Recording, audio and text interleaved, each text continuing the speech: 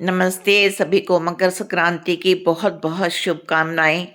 तो आज हम बात करेंगे ये प्रश्न को लेके कि बोलते तो सभी हैं, लेकिन उस बोलने का हमारे जीवन पे, हमारी पर्सनैलिटी पे, हमारी सक्सेस पे उसका क्या प्रभाव पड़ता है।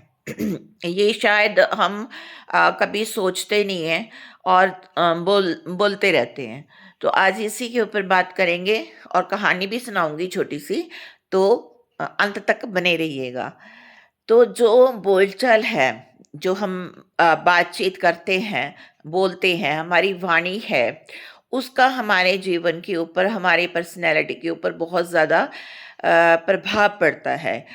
जब हम सदा ही बोलते ही रहते हैं या अधिक बोलना होता है जो, वो ठीक नहीं होता। कब बोलना है, कब चुप रहना है, ये जीवन में सफलता प्राप्त करने के लिए बहुत ही ज़रूरी ध्यान देने वाली बात है। बिना सोचे समझे जब हम कुछ भी बोलते रहते हैं किसी भी रूप में, वो उसको उचित नहीं माना जा सकता, क्योंकि हमेशा बक-बक करने से जो है वो नुकसान अधिक होता है और उसमें लाभ कुछ नहीं होता। लगातार बोलना व्यक्ति को थका देता है, साथ ही इसके कारण जो संभावनाएँ होती हैं भूल-चूक की, वो भी बढ़ जाती हैं। बिना सोचे जब बोला जाता है तो मुख से गलत शब्द भी निकल जाते हैं और बाद में उसका पश्चाताप होता है, लेकिन उसकी भरपाई करना मुश्किल हो जाता है। रिश्तों में दरार पड़ जाती है, आपस में गलतफ़हमियाँ बढ़ जाती हैं। जो बिगड़े बोल होते हैं, वो परिवार में, यारों में, मित्रों में, जो है दोस्तों के बीच कलह-क्लेश का कारण बन जाते हैं। अगर यदि सँभाला ना गया इसको, तो कई बार हिंसा भी हो जाती है और बहुत विकराल रूप भी ले सकता है, युद्ध भी हो सकता है। ऐसी परिस्थितियाँ, ऐसे हालात बन जाते हैं। अब जो महाभारत का युद्ध हुआ, वो वाणी की छोटी-सी फिसलन के कारण ही हुआ ना। उसी का दुष्परिणाम था कि द्रौपदी के मुख से दुर्योधन के प्रति जो थे अपमान सूचक शब्द निकले, जिसके चलते ये सारा युद्ध की नींव रखी गई। तो दूसरों की निंदा करना, चुगली करना, पीठ पीछे बुराई करना, ये सब जो है अगर करते हैं तो व्यक्तित्व का, पर्सनैलिटी जो है आपकी, वो डाउन जाती है। महात्मा गांधी जो थे, उन्होंने अपनी आत्मकथा सत्य के मेरे प्रयोग, इसमें लिखते हैं वो कि कम बोलने से मुझे 2 लाभ मिले हैं। एक, मैं जो भी बोला सोच समझ के बोला। दूसरा, कम बोलने से मेरा अज्ञान छिपा रहा, जो दूसरों के सामने कभी आया ही नहीं। तो इस तरह अगर आप मौन रहते हैं तो आपको एक ये भी फ़ायदा होता है कि आपका जो अज्ञान है वो ढका रह जाता है। तो वो एक चादर का काम करता है। तो आपको तभी बोलना चाहिए जब आपके बोल जो है वो चुप रहने से बेहतर हों। तो अन्यथा मौन रहिए। तो हम जब भी बोले, हम मधुरता से बोलें। ये जो मित भाषण होता है, मधुर वाणी होती है, ये इससे जो बेकार की गलतफहमी आपस में पैदा होती हैं, उससे इंसान बच जाता है। तो इस व्यवहार में हमें चूक नहीं करनी चाहिए।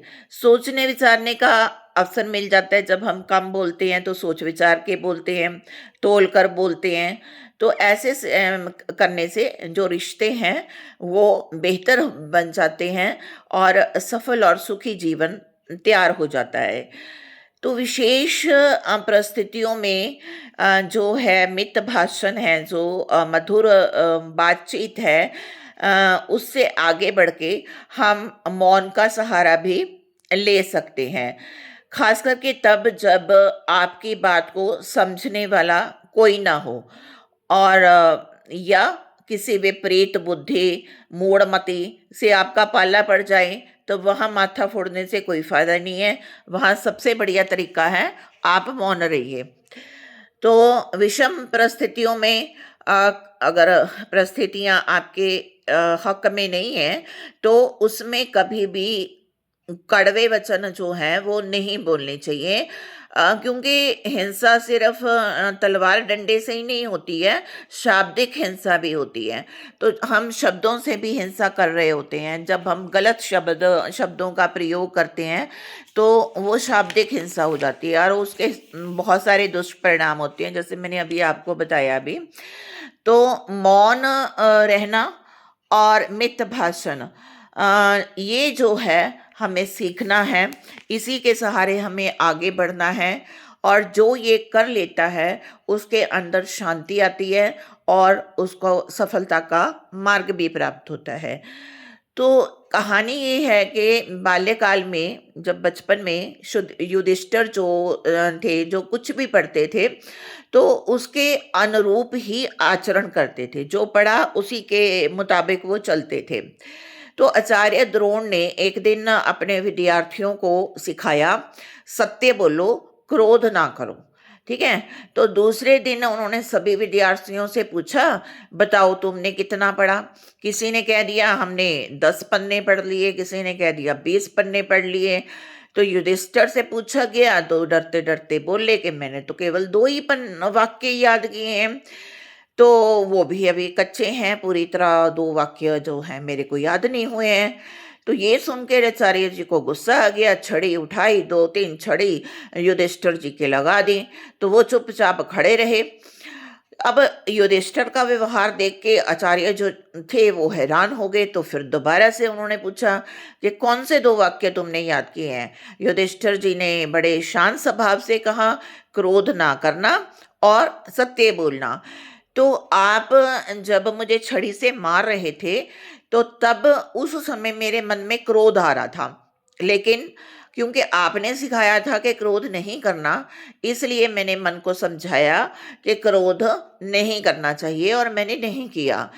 इस प्रकार युधिष्ठिर ने जब अपने जो भी मन के भाव थे आचार्य के सामने सच सच बोल दिए और क्रोध भी नहीं किया, तो आचार्य जी थे वो बहुत ही प्रभावशाली हुए।